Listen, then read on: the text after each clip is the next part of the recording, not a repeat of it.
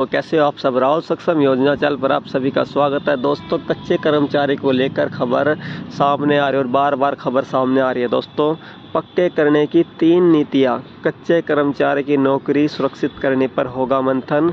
मंत्रिमंडल से मंजूरी के बाद रेगुलर पॉलिसी जारी कर दी जाएगी। तो दोस्तों आज मीटिंग है 5 अगस्त को, देखते हैं भाई क्या कुछ कच्चे कर्मचारी के लिए खबर निकल कर आती है, क्या अपडेट निकल कर आता है। जो भी अपडेट आएगा मैं आपको साथ के साथ इस चैनल पर दे दूंगा, तो आप जल्दी जल्दी चैनल को सब्सक्राइब जरूर करें दोस्तों।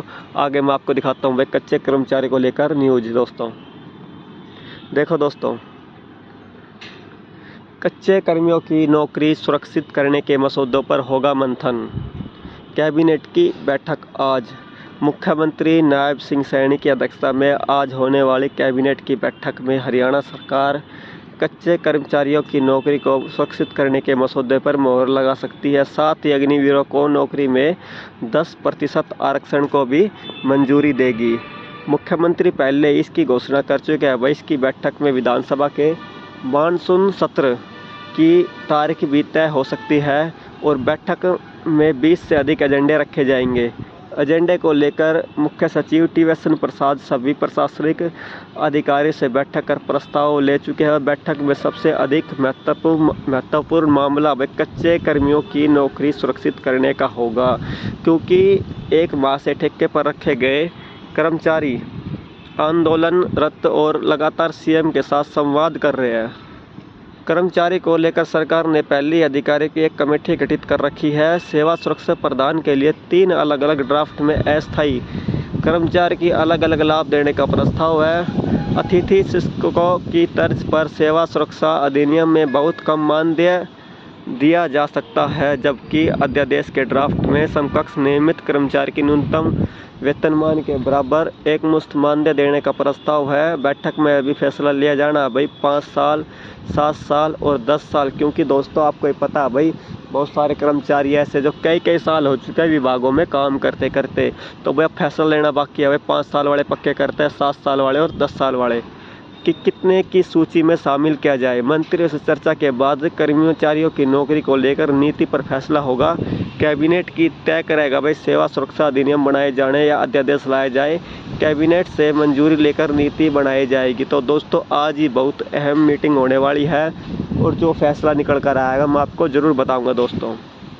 एक ही देखो दोस्तों, कच्चे कर्मियों को पक्का करने की 3 नीतियों पर मंथन करेगी सरकार। तो भाई 3 नीति होगी भाई पक्के करने के लिए। पॉलिसी भाई तैयार की जाएगी और उस पर मोहर लगनी बाकी है दोस्तों। हरियाणा मंत्रिमंडल की बैठक में आज होगी मानसून सत्र की अवधि।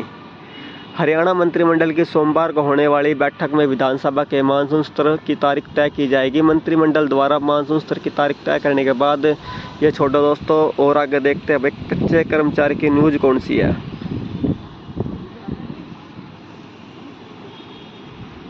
ये देखो दोस्तों, मुख्यमंत्री नायब सैनी की अध्यक्षता में सोमवार को होने वाली मंत्रिमंडल की बैठक में हरियाणा सरकार के तृतीय व चतुर्थीय श्रेणी के कर्मचारी को पक्का करने की पॉलिसी पर चर्चा होगी।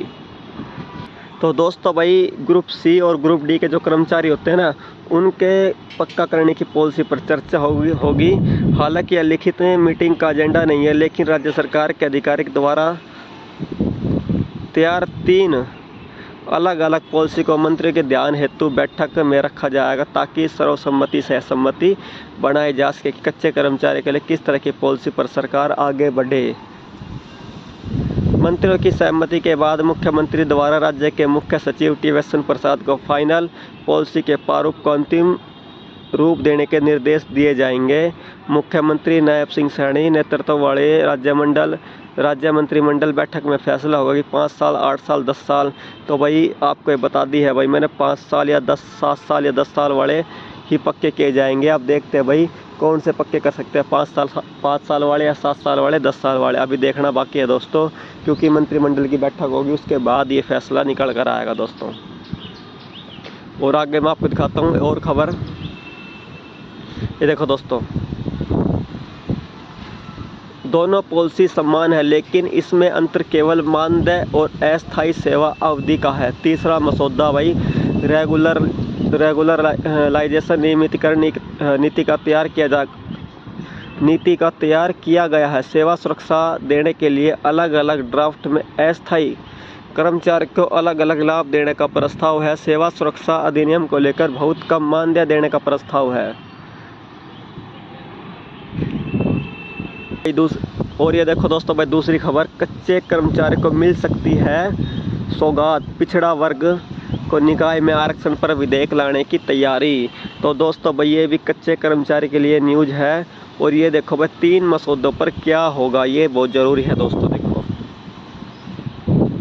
अस्थायी कर्मचारी को सर्विस की सुरक्षा के अलग अलग मसौदों पर अलग अलग लाभ देने का प्रस्ताव है। अतिथि अध्यापकों की तरह सभी की सर्विस की सिक्योरिटी एक्ट में मानदेय काफ़ी कम देने का प्रस्ताव है। ऑर्डिनेंस के मसौदे पर भी समकक्ष रेगुलर कर्मचारी के न्यूनतम वेतनमान के समान एक मुश्त मानदेय देने का प्रस्ताव है। सरकार की ओर से तय किया गया भाई विविध तौर पर एजेंडा न जाए बैठक में अनौपचारिक तौर पर 3 मसौदे के बिंदु पर चर्चा कर ली जाए